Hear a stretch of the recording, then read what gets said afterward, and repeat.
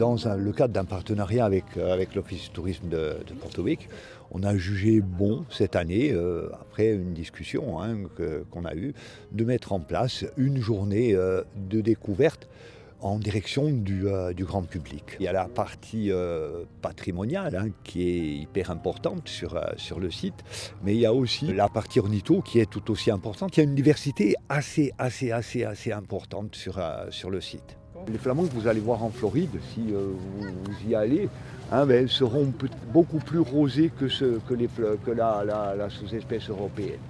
C'est une zone de promenade des Porto-Vecchiais, donc on se rend compte que même le fait justement de cette fréquentation ne nuit pas aux oiseaux. Il n'y a pas de dérangement, de gros dérangements par la présence humaine.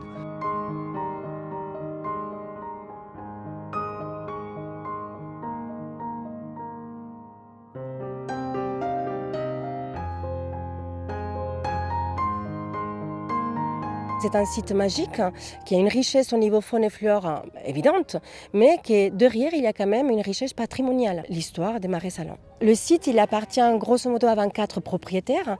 Moi, je n'aime pas dire qu'il est fermé, je dis qu'il est en stand-by, en léthargie, en attente d'eux.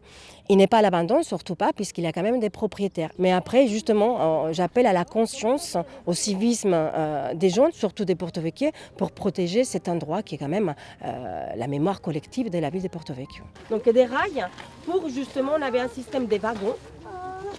Les wagons ont chargé le sel et ont poussé justement jusqu'au lieu de stockage principal. Alors je pense que le public était content. Mon but c'était surtout de leur montrer que ce n'est pas l'abandon et je pense qu'ils ont compris. Ils ne s'attendaient pas autant d'histoire dans un endroit qui est immense au niveau taille mais petit quand même.